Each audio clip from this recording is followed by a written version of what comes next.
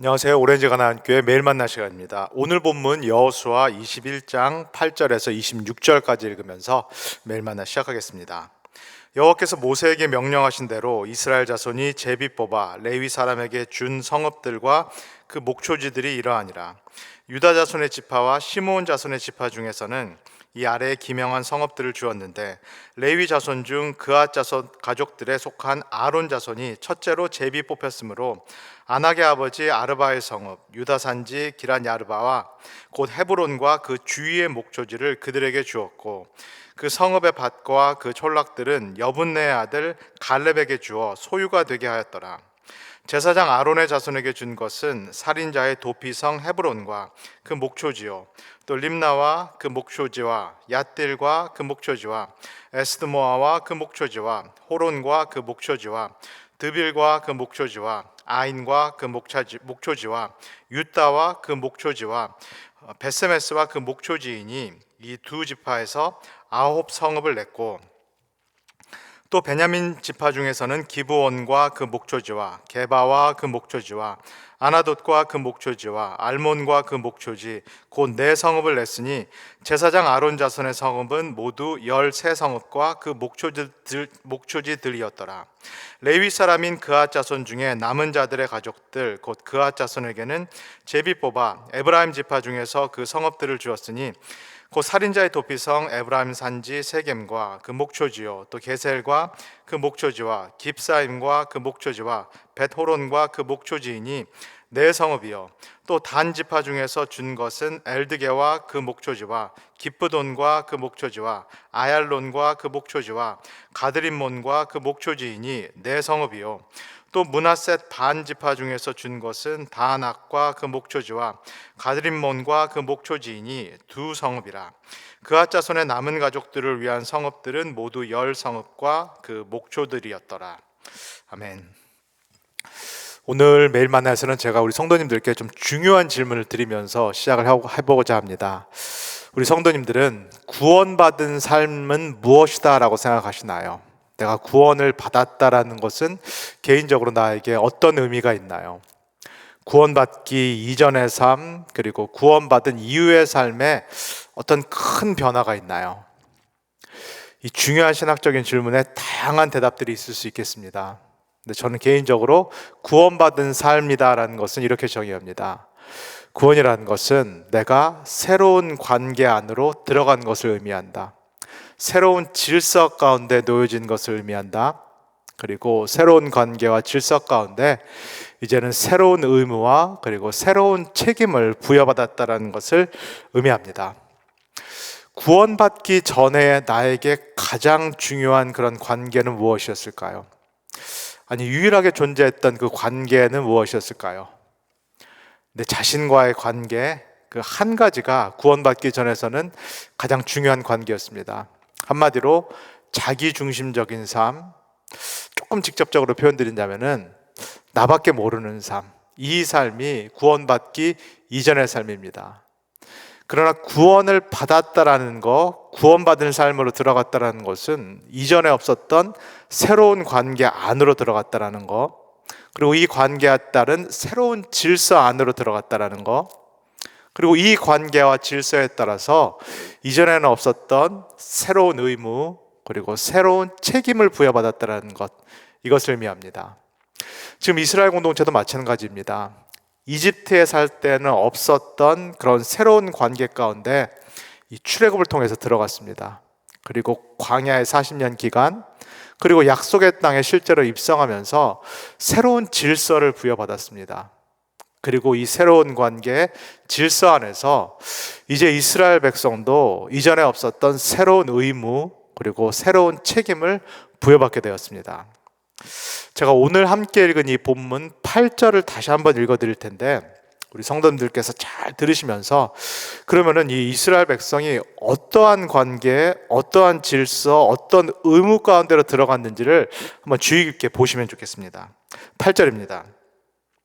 여호와께서 모세에게 명령하신 대로 이스라엘 자손이 제비 뽑아 레위 사람에게 준 성읍들과 그 목초지들이 이러하니라.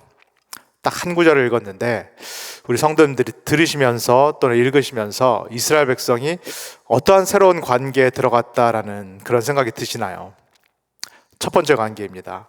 하나님과의 수직적인 관계. 이 관계 안으로 이스라엘 백성이 들어갔습니다. 제가 하나님과의 이 관계를 수직적이다라고 의도적으로 표현하는 그 이유가 있습니다. 왜냐하면 하나님과의 이 언약 관계는 하나님께서 위에 계신 관계, 그리고 우리가 아래에 있는 관계이기 때문입니다. 하나님께서 주인 되셔서 우리 위에 계시기 때문에 우리 삶의 주권과 소유권 그리고 주도권을 갖고 계십니다. 이 권리가 정당하기 때문에 하나님께서는 위에서 아래로 우리에게 명령을 하실 수 있습니다. 그리고 밑에 있는 이스라엘, 그리고 밑에 있는 이 우리는 하나님과의 이 수직적인 관계에서는 하나님의 말씀을 듣고 그리고 순종하는 그런 관계입니다. 이 이스라엘 백성이 새롭게 진입한 이 하나님과의 관계, 이 위에서부터 아래로 내려오는 수직적인 관계, 이 관계를 이스라엘 백성들이 좋아했을까요? 아니면 싫어했을까요? 그들이 구원받기 이전이라면 이 관계를 당연히 싫어합니다. 당연히 불편합니다.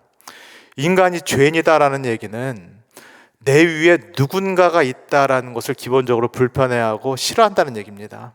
내 위에 누군가가 있어서 내 삶에 대해서 주인 행세를 하는 것, 주인 노릇하는 것 자체를 싫어하는 것이 우리 인간의 태생적인 죄성입니다. 이스라엘 백성이 구원을 받기 이전에는 그들에게는 너무나 자연스럽게 이 관계가 불편하고 싫습니다. 그러나 이 이스라엘 백성들이 이 위에 계신 하나님을 통하여서 무조건적인 은혜를 받았다라면은 이야기가 어떻게 될까요? 이 위에 계신 하나님께서 주도적으로 이 이스라엘 백성들을 출애굽하셨다라면은, 그리고 출애굽한 이 공동체를 40년 광야 기간 동안에 먹이시고 입히셨다면은, 그리고 위에 계신 이 하나님께서 이 가나안 공동체에게 확실히 약속하신 대로 그 새로운 땅을 주셨다라면은, 이 모든 것들이 정말로 무조건적으로 주어진 은혜요, 은총이다라고 한다라면은, 그렇다면은 이야기가 어떻게 될까요?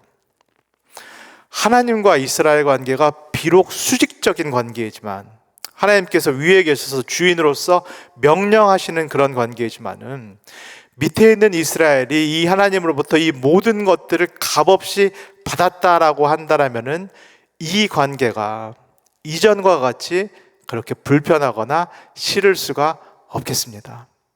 내가 이 새로운 관계 안으로 실제로 들어왔다라면은 이제부터는 내 위에서 하나님께서 나에게 명령하시는 것이 나를 위함이다라는 것을 깨닫기 시작합니다. 하나님께서 나에게 하라고 하시는 말씀, 나에게 지키라고 말씀하시는 그 율법이 나를 괴롭게 하고자 하는 것이 아니라, 나에게 무엇을 빼앗아가고자 하심이 아니라, 내가 주도적으로 살지 못하게 방해하고자 하는 것이 아니라, 이 하나님이 나를 사랑하시기 때문에 나에게 참된 사람의 길을 알려주시는구나, 나에게 정말로 인간이 어떻게 살아야 되는지를, 그 질서를 알려주시는 거구나를 깨닫기 시작합니다. 이 하나님을 따라 사는 길, 이 하나님의 명령을 지키고 이 하나님이 부여하신 질서와 율법을 지키는 것이 참된 인간의 길이요, 이것이 참 행복한 길이구나라는 것을 이 새로운 관계 가운데 들어오면은 이스라엘이 깨닫기 시작합니다. 그리고 함께 읽었지만은 이 8절에서 또 이스라엘 백성이 어떠한 관계 가운데 진입을 한 것인가요? 하나님과의 수직적인 관계뿐만 아니라 이제는 이웃관계의 수평적인 관계 안으로 들어왔습니다. 제가 사람들 사이의 관계, 그리고 이웃과의 관계를 수평적이다라고 말씀드리는, 의도적으로 표현하는 그 이유가 있습니다. 이집트에서는 사람들과의 관계가 수평적이 아니라 수직적입니다.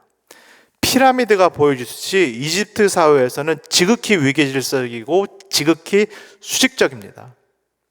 그러나 구원을 통하여서 새로운 관계, 이웃과의 이 새로운 수평적 관계에 들어온 사람들은 이제는 더 이상 누가 누구 위에 군림할 수가 없습니다. 누가 누구 위에 군림해서 누구를 억압하고 착취하고 무시할 수가 없는 그런 관계, 새로운 관계 안으로 들어온 것입니다. 그리고 중요한 것은 이것입니다. 이 이웃과의 수평적인 관계는 일방적인 관계가 절대로 아닙니다. 누군가가 누군가에게 계속 무엇인가를 공급하고 또 누군가는 계속 무언가를 받기만 하는 그런 일방적인 관계가 아닙니다. 이 수평적인 관계는 늘 양쪽, 쌍방의 관계입니다. 우리가 21장, 이 여호수아 21장을 통해서 보는 것처럼 레위 지파와 그리고 열한 지파의 관계가 사실은 이웃과의 관계가 이렇게 쌍방적이다라는 것을 잘 보여주는 중요한 예입니다. 이 레위 지파는 열한 지파를 대표해서 대신해서 하나님께 예배를 드리고 제사를 지내는 이 열한 지파를 위해서 봉사하는 그런 직무, 그런 소임을 갖고 있습니다. 그리고 이 관계 가운데에서 열한 지파는 자신들을 대표해서 하나님께 삶을 드렸고 봉사를 하는 이 레위 지파를 경제적으로, 물질적으로 도와주는, 서포트하는 그런 역할을 맡고 있습니다.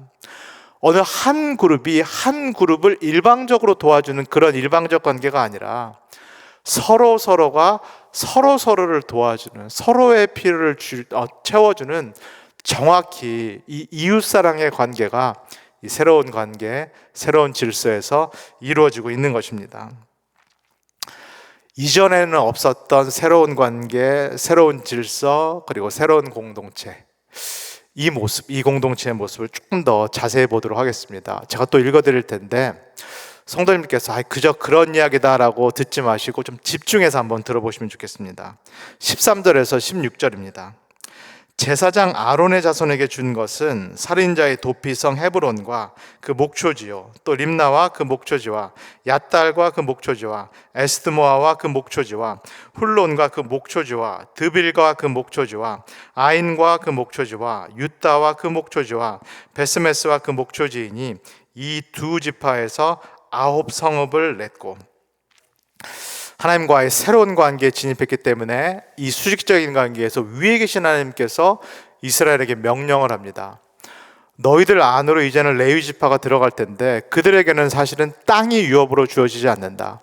너희들이 갖고 있는 값없이 받은 그 땅 중에서 일부 도시 그리고 일부 목초지들을 이 레위 지파를 위해서 내어주라. 그리고 이스라엘 백성이 이 하나님의 명령에 순종을 합니다. 그래서 자신들의 땅의 일부를 실제로 내어줍니다. 오늘날 표현으로 바꿔본다면은 하나님의 명령에 따라서 이웃사랑을 이 열한 지파가 레위 지파를 위해서 실천을 한 것입니다. 근데 더 중요한 것은 이것입니다. 이 열한 지파가 레위 지파가 살도록 내어준 이 성읍들, 이 도시들에 우리가 지난번에 봤던 도피성들이 있습니다. 레위 지파가 총 48개의 성읍들을 열한 지파들로부터 골고루 분배를 받게 되는데 이 48개의 성읍 중에서 6개의 성읍, 이 6개의 도피성들이 포함이 되어 있습니다. 레위 지파가 분배받은 이 도피성은 무엇을 위한 공간이고 또 무엇을 위한 제도인가요? 이 도피성은 무조건 살인죄를 덮어주는 그런 곳이 아닙니다. 아무나 들어와서 아무 죄가 다 용서되는 그런 면죄부를 받을 수 있는 그런 공간이 아닙니다. 도피성이라는 것은 이스라엘에서 하나님의 공의로운 재판 그리고 정의로운 재판이 이루어지는 그런 장소입니다. 부지 중에 실수로 사람을 죽인 사람이 이 피해 보복을 당하지 않도록 하나님께서 공정하게 정의롭게 재판을 하고자 만든 그 도성이 바로 도피성이요, 이 공간이 바로 도피성인 것입니다. 이 이야기는 이스라엘 공동체가 어떤 공동체다라는 것을 우리에게 말해주고 있는 것일까요? 이 공동체는 이전의 이집트 제국이라든가 아니면 이전의 가나안 왕족들과는 다르게 강한 사람들, 권력을 갖고 있는 사람들, 기득권을 갖고 있는 사람들에게 판결이라든가 재판이 구부러지지 않는다라는 얘기입니다. 이곳의 주인은 공의롭고 정의로운 하나님이시기 때문에 모두에게 공정하고 공평한 그런 재판이 이루어지는 공동체라는 것입니다. 이 공동체는 이미 많은 것을 갖고 있는 사람들에게 유리하도록 이렇게 한쪽으로 기울어진 그런 운동장과 같은 공동체가 아니라는 것입니다. 이 공동체는 말 그대로 평평한 공동체. 그래서 이 땅에 살고 있는 모든 사람들이 공의롭고 정의로운 하나님의 그 판결, 그 다스리심을 받는 그런 공동체다라는 것을 오늘 여호수아 본문이 우리에게 말씀해 주고 있는 것입니다. 성경을 쓱 읽어서는 절대로 자세히 알 수 없는데 천천히 읽다 보면은 하나님께서 무슨 말씀을 하시는구나. 그리고 하나님과의 이 관계 안으로 들어간 이 사람들, 이 공동체가 어떻게 사는구나를 우리가 볼 수가 있겠습니다. 17절과 19절까지를 읽겠는데 마찬가지입니다. 우리 성도님께서 집중을 하시고 주의를 기울이셔서 이 공동체가 과연 어떤 공동체인가를 한번 보시면 좋겠습니다. 또 베냐민 지파 중에서는 기브온과 그 목초지와 게바와 그 목초지와 아나돗과 그 목초지와 알몬과 그 목초지 곧 네 성읍을 냈으니 제사장 아론 자손의 성읍은 모두 13성읍과 그 목초지들이었더라. 레위 지파들 중에서 고앗 자손 그리고 고앗 자손에 속해 있는 이 대제사장 아론의 집안 이 가문이 이 성읍과 목초지들을 제일 먼저 분배를 받게 됩니다. 그리고 이 대제사장 아론의 가문이 분배받은 그 땅은 베냐민 지파에 속한 땅입니다. 그리고 이 베냐민 지파에 속한 이 땅 가운데 예루살렘이 있습니다. 예루살렘은 사실은 베냐민 지파 그리고 유다 지파의 이 경계선상에 있는데 행정적으로는 분명히 베냐민 지파에 속해 있습니다. 즉 나중에 다윗 왕조의 수도가 되고 그리고 하나님의 성전이 세워지는 이 예루살렘이 이 대제사장 아론 집안이 물려받은 이 베냐민 지파에 속해 있습니다. 성도님께서 집중해서 들으셨는지 모르겠지만은 그러나 이 베냐민 지파 가운데서 분배받은 땅 여기에 기브온 땅이 있습니다. 기브온 땅에는 과거에 누가 살고 있었나요? 기브온 민족들. 우리가 여호수아 앞에서 본 것처럼 비록 속임수를 썼지만 거짓말을 했지만 그러나 하나님과의 언약을 통하여서 이스라엘 백성들에게 편입된 이 이방 민족 기브온 민족들이 있습니다. 이 기브온 민족들이 그러나 나중에 어디에서 일하는 사람들이 되나요? 우리가 여호수아 앞에서 본 것처럼 이 이방 민족이었던 기브온 민족이 이 베냐민 지파 땅에 속해 있는 예루살렘 성전에서 일하는 사람들이 됩니다. 여기서 성전 일을 돕는 종으로서 이 사람들이 사역을 하게 됩니다. 이 이야기는 이 공동체에 대해서 이 하나님과의 관계 가운데 들어온 이 공동체에 대해서 또 무엇을 말하고 있는 것인가요? 이 공동체는 자기들끼리만 모인 그런 닫힌 공동체가 결코 아니다라는 것입니다. 똑같은 혈통, 똑같은 지파, 똑같은 가족, 똑같은 생각을 하는 사람들만 모인 그런 닫힌 공동체가 처음부터 아니었다라는 사실입니다. 지파가 각각 땅을 분배받았지만은 큰 땅을 분배받은 지파 안에 작은 지파가 들어와 사는 경우가 있었습니다. 그리고 이 땅 안에 레위 지파, 땅이 없는 사람들이 함께 들어와서 살았습니다.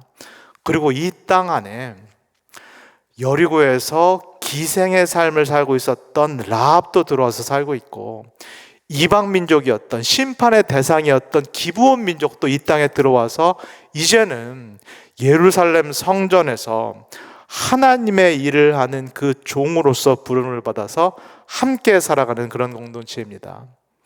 한마디로 이 이스라엘 공동체는 처음부터 다민족 공동체였고 다인종 공동체였고 그리고 다세대 공동체였다라는 그런 사실입니다.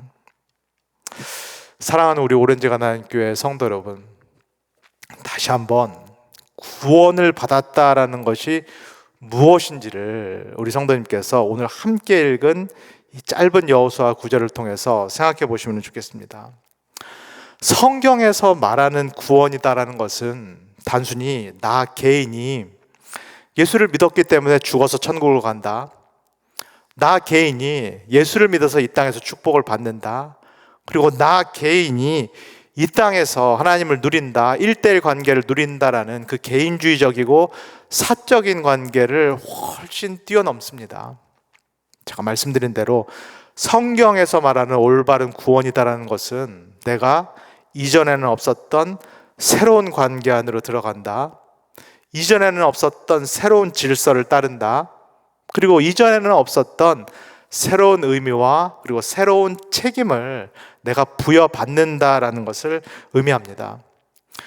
그렇다면 구원이 이런 것이라면은 내가 구원을 받았다라는 그 확신, 내가 구원을 받았다라는 그 증거는 무엇인가요? 내가 과거에 그런 경험을 했다. 구원의 확신과 같은 그런 체험, 내가 그런 느낌을 받았다. 물론 그렇게 생각하실 수도 있겠습니다. 그러나 더 중요한 것은 이것입니다. 내가 믿음으로 이 관계 가운데, 첫 번째 관계, 하나님과의 수직적 관계에 들어왔는가? 내가 정말로 하나님과의 이 수직적 관계에 들어와서 내가 하나님께서 내 삶의 주인이고 주도권과 소유권을 행사하실 수 있다는 것을 인정하고 있는가? 과거에 예수 그리스도를 믿을 때 처음 인정한 것뿐만 아니라 내가 매일매일 그리고 매 순간 하나님께서 내 위에 계셔서 나에게 명령하실 수 있고 나는 그 하나님의 말씀을 순종해야 되는 그 관계다라는 것을 내가 매일매일 인정하고 있는가? 비록 여전히 하나님의 말씀을 듣는 것이 어렵지만, 여전히 하나님의 말씀을 순종하는 것이 힘들지만, 그럼에도 불구하고 나는 하나님의 명령과 하나님의 뜻을 듣고 순종하고자 최선을 다하고 있는가? 나는 하나님의 말씀인 율법을 소홀히 여기고 있지는 않은가?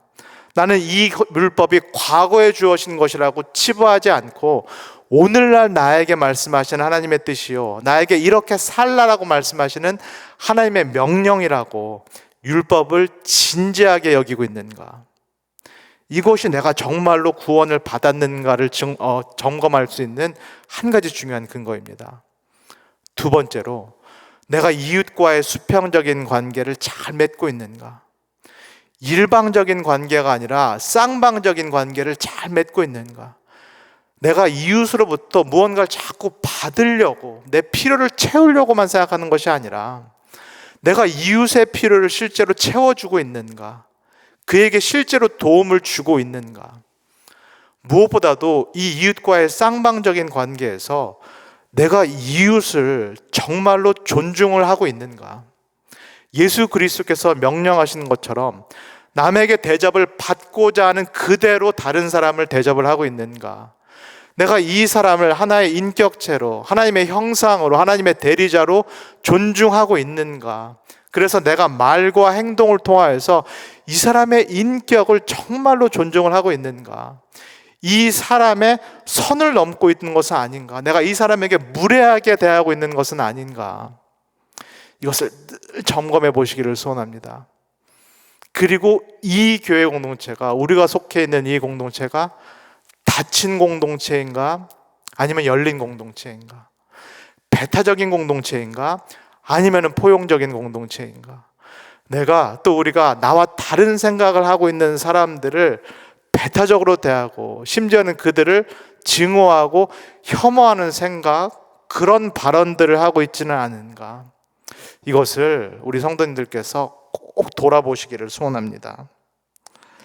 오늘 이 아침 꼭 시간을 내어서 하나님과의 이 수직적인 관계, 그리고 이웃과의 맺고 있는 이 수평적인 관계를 점검해 보시는 그런 귀한 시간을 갖기를 원합니다. 물론 이 두 관계가 이 땅에서는 완전할 수 없습니다. 완벽할 수는 없습니다. 우리는 이 땅에서 여전히 신앙의 순례의 길을 걸어가고 있습니다. 그러나 내가 예수를 믿었다라는 것, 내가 하나님을 믿었다라는 것은 내가 이미 이 두 관계 가운데 들어왔다라는 것을 의미합니다. 이 관계 가운데 들어왔기 때문에 나에게는 질서가 부여가 되었고 나에게는 의무와 책임이 이미 주어졌다라는 그런 사실입니다. 오늘 아침 또 오늘 하루를 사시면서 이 하나님과의 관계, 이웃과의 관계가 더 풍성해지기를 소원합니다. 그리고 이 관계에 대한 질서를 더 잘 지킬 수 있는 우리가 되기를 소원합니다. 그리고 이 관계와 질서에서 주어진 하나님께서 주신 우리의 의무 그리고 우리의 책임을 잘 감당하실 수 있는 우리 모든 오렌지 가나안교회 성도님 되시기를 주 예수 그리스도의 이름으로 간절히 소원합니다. 다 같이 기도하겠습니다.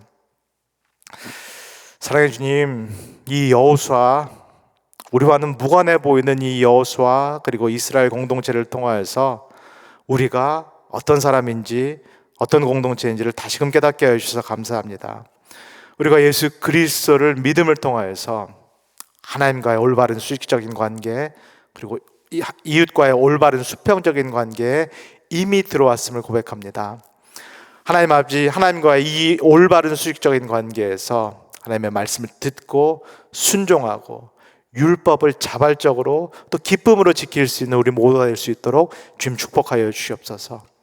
이웃과의 수평적인 관계에서 계속해서 나의 필요를 채우기 위해서 이웃을 사용하지 않게 하시고 오히려 내가 자발적으로 이웃의 필요를 섬길 수 있고 채워줄 수 있는 그런 성숙한 그리스도인이 될 수 있도록 우리를 축복하여 주시옵소서. 이웃이 나와 다르다고 해서 무시하거나 배척하거나 혐오하거나 증오하지 않게 하시고 이 이웃이 하나님께서 지으신 귀한 피조물이요 하나님의 형상임을 기억하면서 내가 대접을 받기를 원하는 그대로 그 이웃을 대접할 수 있는 우리 모두가 될 수 있도록 하나님 우리를 축복하여 주시옵소서. 감사드리며 예수님의 이름으로 기도합니다. 아멘.